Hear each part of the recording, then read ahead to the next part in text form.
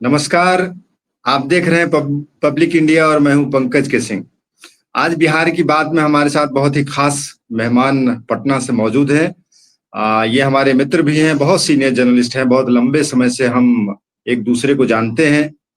S के राजीव हमारे साथ हैं। आज बिहार की बात में आज एस के राजीव के साथ चर्चा होगी और बहुत सारी इश्यूज हैं, बहुत सारे मुद्दे हैं जिसको लेकर के दिलचस्प चर्चा हम लोग करने जा रहे हैं। बहुत बहुत स्वागत है राजीव भाई आपका हमारे इस खास मंच पे।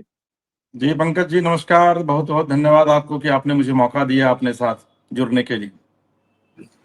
तो मेरा सबसे पहला सवाल यही है कि अमित शाह बिहार में हैं और अमित शाह ने पुनौरा धाम जो सीतामढ़ी में है और हमारे बगल का जिला है, वहां पे आज गए और तमाम घोषणाएं उन्होंने कर दी एक के बाद एक। इसके बारे में मुझे जानकारी है कि 2-3 साल पहले से माँ सीता माँ जानकी के मंदिर के बारे में रूपरेखा तैयार की जा रही थी।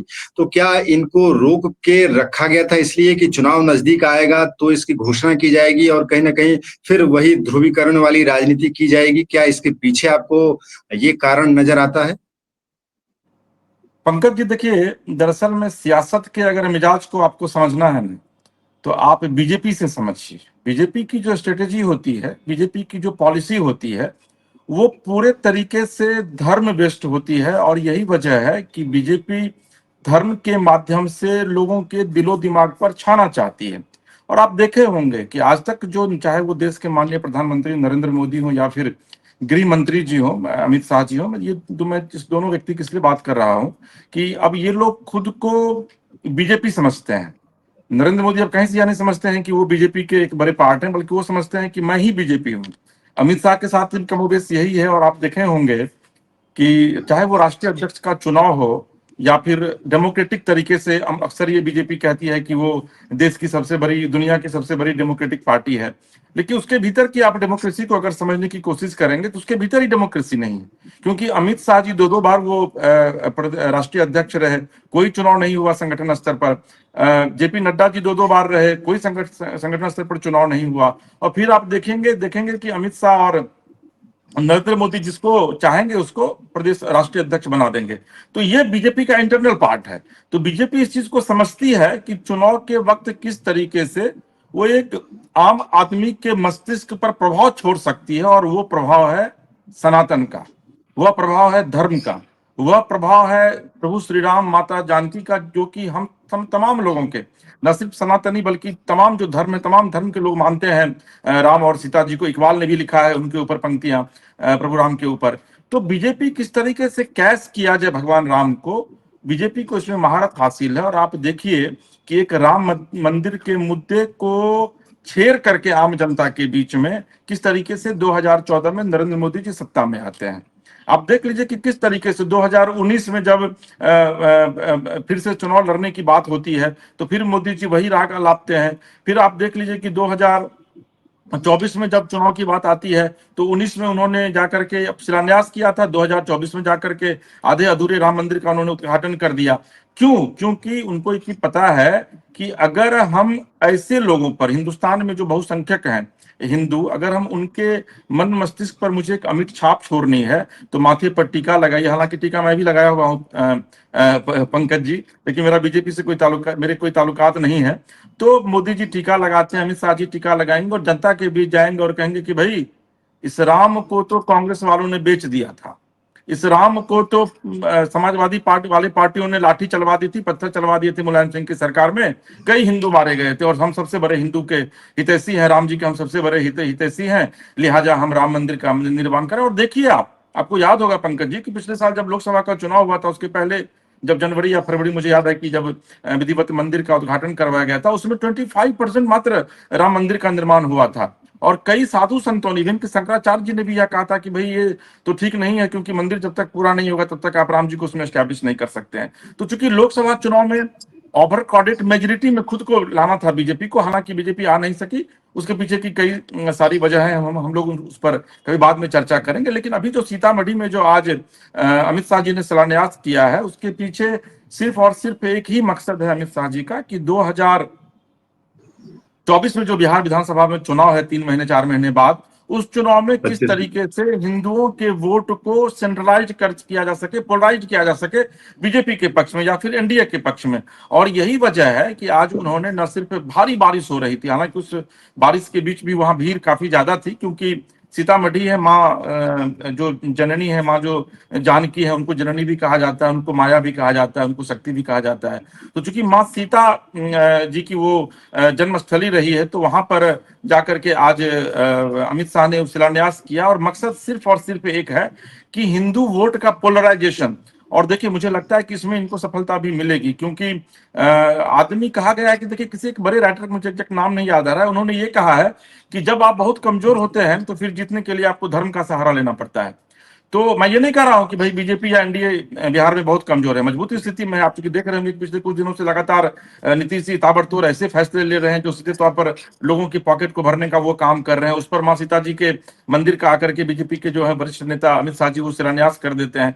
तो कहीं ना कहीं से आम लोगों को किस तरीके से मानसिक रूप से प्रेशराइज किया जाए आम आदमी को, कि देखिए भाई, हम आपके लिए इतना कर रहे हैं, ताकि आम आदमी जो है आकर के, और जब बटन दबाने की बात हुई ईवीएम में, तो वो कमल का बटन दबा दे, वो तीर का बटन दबा दे, और जो इनके एलायंस पार्टी के जो भी गठबंधन में जो रहेंगे उम्मीदवार, उनको दबा दे। देखिए, एक ये मंशा है। दूसरी बात अगर करें पंकज जी, तो आज की रैली में जो अमित शाह ने कुछ बयान दिए, उसका उसका जिक्र करना बहुत जरूरी है। उन्होंने कहा कि भाई, इस देश में वही लोग रहेंगे जो लोग, जिनके पिताजी या जिनके दादाजी इस देश में जन्म लिए थे।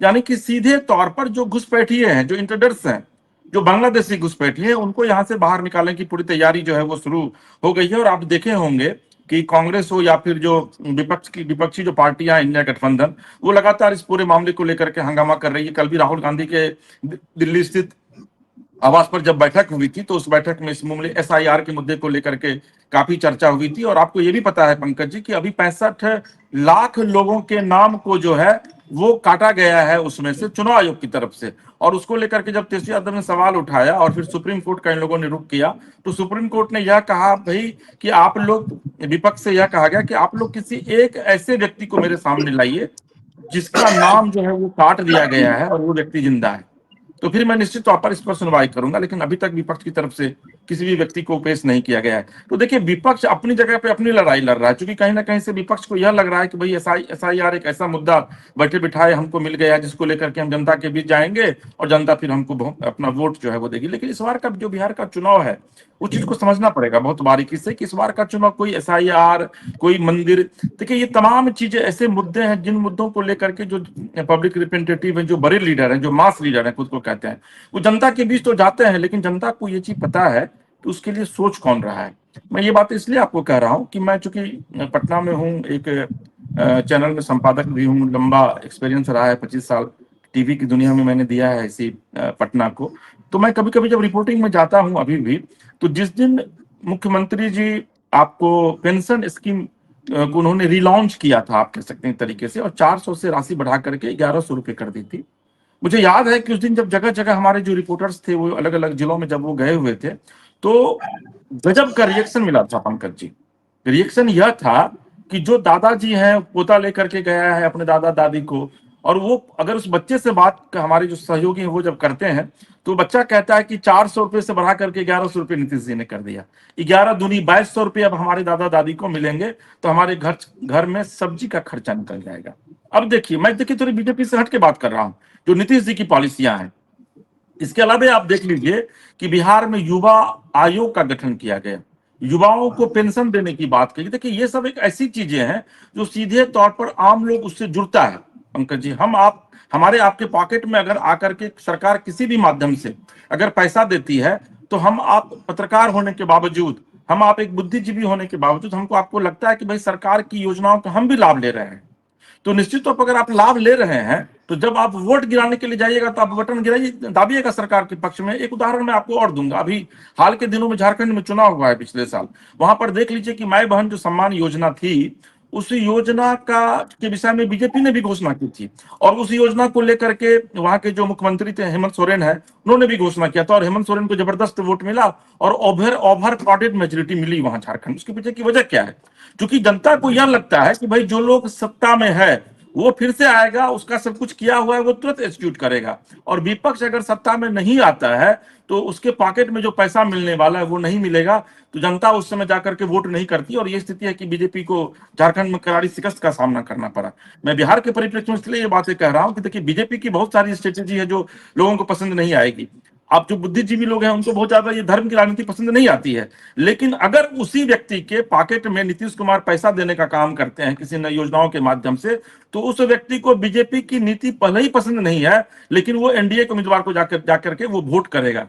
तो ये मैं ये बताने की कोशिश कर रहा हूं। दूसरी तरफ जो मैं अभी हम लोग चर्चा कर रहे थे कि उस रैली में, आज की रैली में अमित शाह के निशाने पर, नीतीश जी के निशाने पर नहीं थे जो रोहिंग्या मुसलमान है, लेकिन अमित शाह जी के निशाने पर रोहिंग्या मुसलमान थे। और उन्होंने साफ यह कहा कि बिहार तो अभी एक प्रयोग है, आने वाले दिनों में पूरे देश में इस सिस्टम, एसआईआर सिस्टम को लागू किया जाएगा। पूरे देश का मतलब है कि पश्चिम बंगाल, आपको पता है कि अगले साल पश्चिम बंगाल में चुनाव होना है मार्च अप्रैल में, और ये बिहार में वाकई में बीजेपी एक छोटा सा प्रयोग कर रही है। देखिए चुनाव आयोग एक संवैधानिक संस्था है, हम चुनाव आयोग की नीति और नीति से सवाल खड़ा नहीं कर रहे हैं क्योंकि वो संवैधानिक संस्था है, लेकिन कहा यह जा रहा है विपक्ष की तरफ से कि भाई चुनाव आयोग भी आज की तारीख में सरकार का तोता हो गया है और सरकार की भाषा बोल रहा है। और जिस तरीके से वाकई में देखा जा रहा है कि अगर वाकई में आपको एसआईआर को लागू करना था तो आप चुनाव के वक्त आप क्यों लागू किए?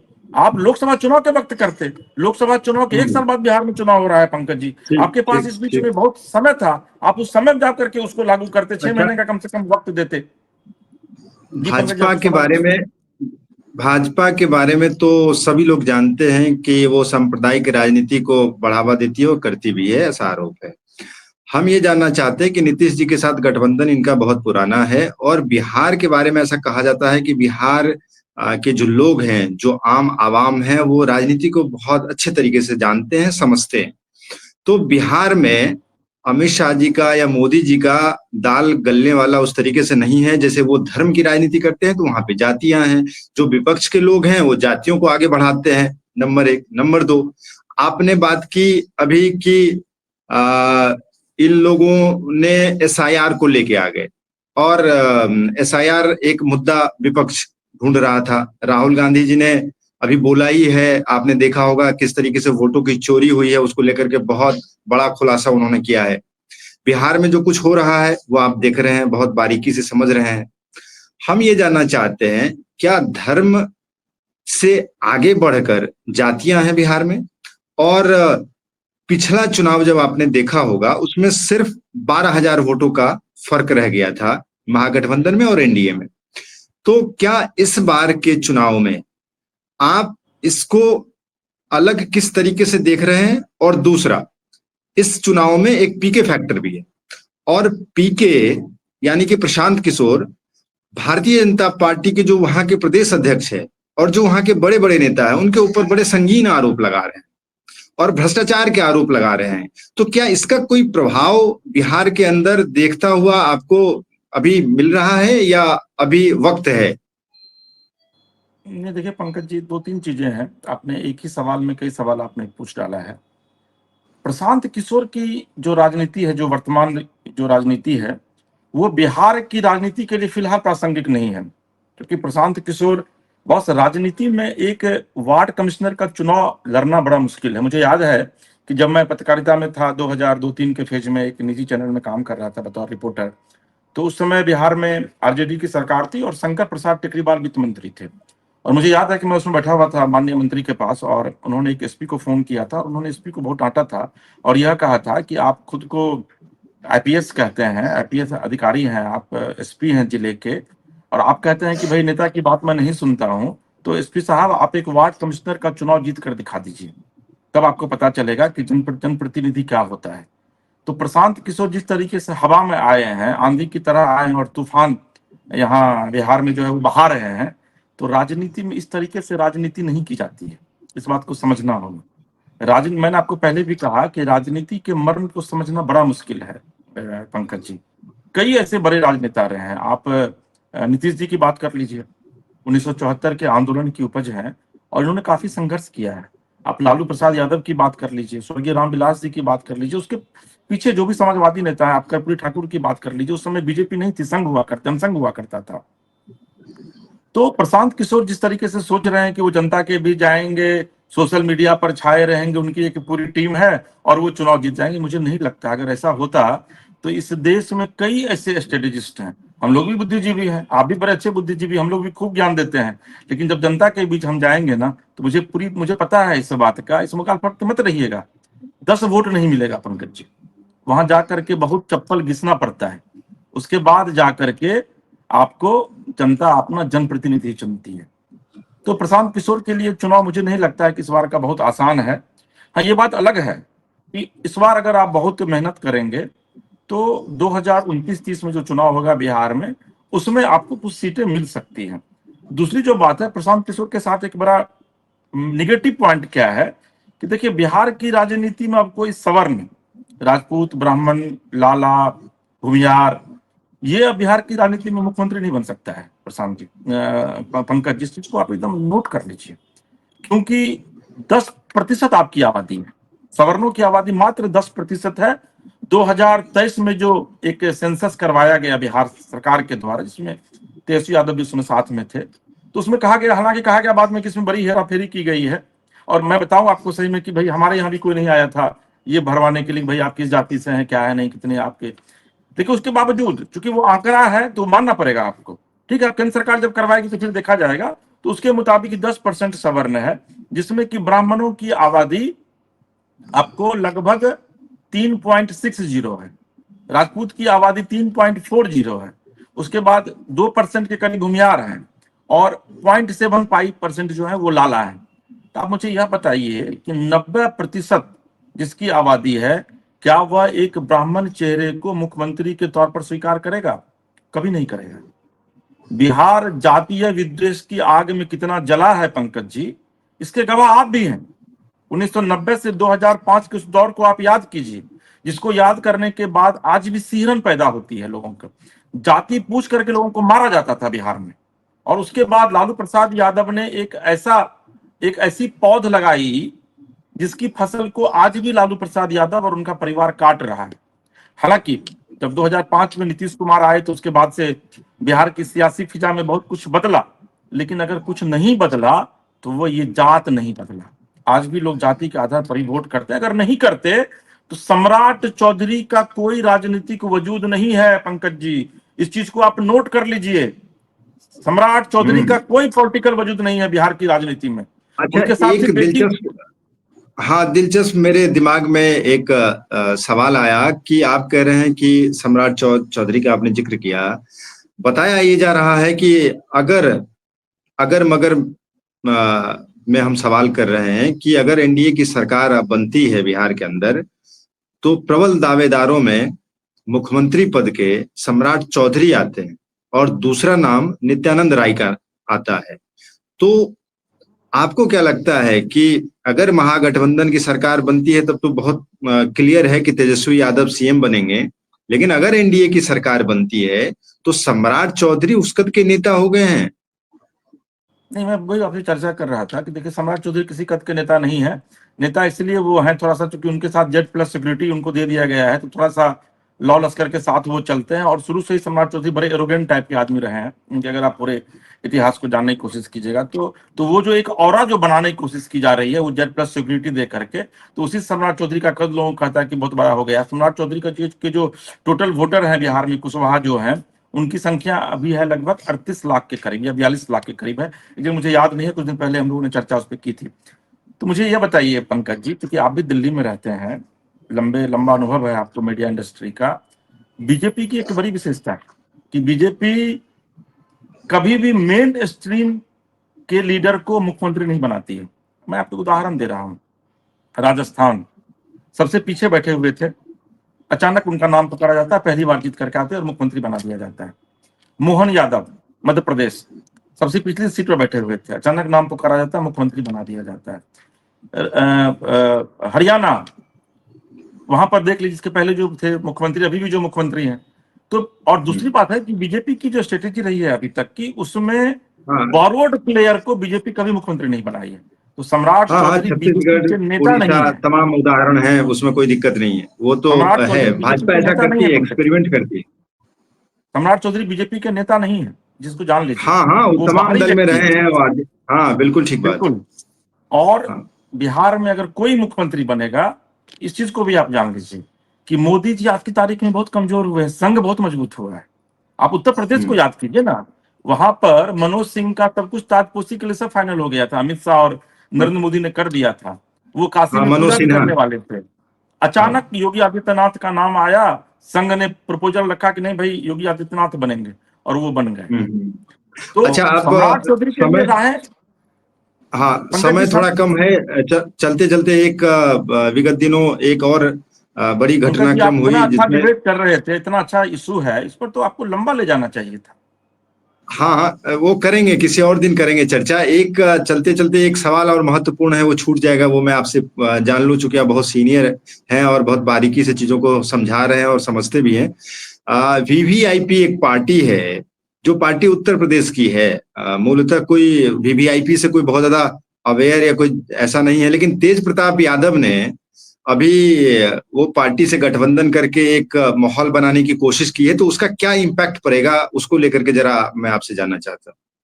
देखिए, तेज प्रताप यादव का कहीं कोई इम्पैक्ट नहीं पड़ने वाला है बिहार में, और वीवीआईपी वीआईपी कोई जानता नहीं। यहाँ जो वीआईपी है मुकेश सहनी की, बेचारा वो अपना वीआईपी बनने के लिए परेशान है पिछले लंबे समय से कि भाई हम किस तरीके से वीआईपी बने। तो ये भी, लेकिन तेज प्रताप यादव के जो तेवर हैं, बागी तेवर हैं, अगर ये बागी तेवर तेज प्रताप किसी तरीके से रह गए, तो आप यह जान लीजिए कि महागठबंधन के लिए जिस तरीके से एनडीए में 2020 में चिराग पासवान जो है वो एनडीए के लिए वो गले की हड्डी बने थे, तेज प्रताप यादव महागठबंधन के लिए वो गले की हड्डी बनेंगे। और आपको मैं बताऊं कि बीजेपी जो है वो तेज प्रताप से भीतर ही भीतर साठ काट करने की पूरी तैयारी में है। और ये चीज पता है लालू प्रसाद यादव को भी कि अगर तेज प्रताप यादव को आने वाले दिनों में टिकट तो वो नहीं देंगे, लेकिन तेज प्रताप यादव महुआ से अपनी दावेदारी कर रहे हैं। और महुआ में जो है वो मुकेश, मुझे लग रहा है कि मुकेश यादव है वहां से, विधायक हैं, बहुत करीबी हैं तेजस्वी के। तो मुझे लगता है कि वहां पर मुकेश यादव को आरजेडी टिकट नहीं देगी, बल्कि समाजवादी पार्टी से। कुछ दिन पहले वो समाजवादी पार्टी कार्यालय भी गए थे, अखिलेश यादव ने उनको लेकर के ट्वीट भी किया था। तो मुझे लगता है कि समाजवादी पार्टी के साथ आरजेडी का समझौता होगा, और समाजवादी पार्टी से तेज प्रताप यादव चुनाव लड़ेंगे। क्योंकि देखिए, लालू परिवार एक ही है जो लगातार विपक्ष का कह रहा है, सिर्फ जनता को बताने के लिए, भरमाने के लिए, यह एक सोची समझी जो है वो राजनीतिक रणनीति का हिस्सा है। क्योंकि मैं आपको बताऊं कि लालू प्रसाद यादव और उनका परिवार कभी नहीं चाह रहा है कि तेज प्रताप यादव जिस यादव लड़की से प्रेम कर रहे हैं उससे उनकी शादी हो, क्योंकि अगर वो आ जाएगी तो फिर वो अपना हक मांगेगी, जिस तरीके से औरिया मांग रही थी, और उसके बाद फिर लड़ाई होगी। तो इसलिए लालू प्रसाद यादव का परिवार चाह रहा है कि भाई जिस तरीके से तेजस्वी यादव ने लव मैरिज किया, उस तरीके से तेज प्रताप नन यादव यानी कि गैर यादव लड़की से शादी करे। हालांकि अभी ऐश्वर्या राय का मामला कोर्ट में चल रहा है, इसलिए उस लड़की से भी तेज प्रताप शादी नहीं कर रहे हैं। तो तेज प्रताप यादव के लिए राहें आसान हैं, लेकिन तेज प्रताप यादव की राहें जितनी आसान होगी, महागठबंधन की राहें उतनी ही मुश्किल होगी। और तेज प्रताप यादव आने वाले दिनों में अगर बागी रहे वाकई में, तो वो एनडीए का वो चिराग बनेंगे जो 2020 में एनडीए से अलग होकर के उन्होंने एनडीए की नैया को डुबोई थी। दूसरी बात है जो आपका सवाल था कि तेज प्रताप यादव क्या वीवीआईपी पार्टी के साथ कुछ खेला कर पाएंगे, तो कोई वीवीआईपी पार्टी वार्टी, तेज प्रताप यादव बहुत मनोरंजन करते हैं, आप देखते होंगे, उनको बहुत सीरियस लोग लेता नहीं है। तो तेज प्रताप यादव वीवीआईपी के साथ आ गए हैं, लेकिन तेज प्रताप यादव असल में समाजवादी पार्टी के साथ जुड़े हैं। वो पार्टी कार्यालय भी गए थे, अखिलेश जी के साथ उनकी बातचीत भी हुई है। तेज प्रताप यादव के जो सबसे छोटे बहनोई हैं उनका भी नाम तेज प्रताप सिंह है, जो अखिलेश सिंह के छोटे चचेरे भाई हैं, वो इस बीच में आए हुए थे, तेज प्रताप से जाकर के वो मिले हैं। तेज प्रताप यादव समाजवादी पार्टी के प्रदेश अध्यक्ष बनेंगे, और आरजेडी और समाजवादी पार्टी का अलायंस होगा, और उसमें समाजवादी पार्टी से वो चुनाव भी लड़ेंगे और उनको जिताया भी जाएगा। ये आगे आने वाली जो राजनीतिक है, रणनीति है, वो यही है। इसलिए इस मुखालफत में किसी को नहीं रहना चाहिए कि भाई तेज प्रताप यादव लालू प्रसाद से अलग हो गए हैं, बहुत नुकसान करेंगे, कुछ नहीं ऐसा। ये सब लोग सिर्फ कैमरे के सामने है, बाद वहां की पर्दे के पीछे खेला वही हो रहा है जो पहले हुआ करता था। पंकज जी, कुल मिला कुल मिलाकर के महागठबंधन इंटैक्ट है, और मजबूती से चुनाव मैदान में सभी पार्टियां अपने अपने हिसाब से कूदेंगी। तो आने वाले टाइम में और हम लोग चर्चा करेंगे, जिस तरीके से खबरें आएंगी हम दर्शकों को बताने का काम करेंगे। और आज समय इतना ही है, तो फिर हम आपसे जुड़ेंगे और आपको फिर हम बुलाएंगे। तो आज के लिए बस इतना ही। आपको ये कार्यक्रम कैसा लगा जरूर कमेंट बॉक्स में लिखिएगा, फीडबैक दीजिएगा। अरे आज के पंकज जी, लिए हमको इतना तो ही। आप ही अच्छे लगते इधर हैं। अरे पंकज जी, हमको तो आप ही अच्छे लगते हैं, ठीक है ना। कार्यक्रम नहीं तो अच्छा होगा नहीं जब आप अच्छे हैं तो। नहीं नहीं, ठीक है, फिर भी दर्शकों से पूछना हमारा फर्ज बनता है। और एक कार्यक्रम देखिए, चूंकि बिहार से जो बाहर के लोग रहते हैं ना राजीव जी, तो उनको बड़ी दिलचस्पी होती है, और खास करके ये जो चैनल है ये बाहर के मुल्कों में भी लोग काफी देख रहे हैं, काफी पसंद कर रहे हैं। तो अपना जो कार्यक्रम है जिसको लोग वेट करते हैं कि भाई पूरे सप्ताह या जो घटनाक्रम बिहार में हो रहा है खास करके राजनीति के क्षेत्र में, तो उससे बड़ा दिलचस्पी लोगों को रहता है कि हम समझे कि क्या चल रहा है, क्या हो रहा है, क्या होने वाला है। और बिहार के बहुत सारे लोग बाहर रहते हैं, ये आपको मालूम ही है, कहने की जरूरत ही नहीं है कितना पलायन, और आज भी पलायन का शिकार बिहार है, इसमें कहीं दो राय नहीं है। सबसे ज्यादा बेरोजगारी है, सबसे ज्यादा पलायन है। तो जो बाहर लोग रहते हैं वो समझना चाहते हैं, देखना चाहते हैं और अवेयर रहना चाहते हैं बिहार को लेकर के। तो आज के लिए इतना ही। आपका बहुत बहुत धन्यवाद, आप हमारे साथ जुड़े। और दर्शकों, आपसे फिर मुलाकात होगी। इजाजत दीजिए, नमस्कार।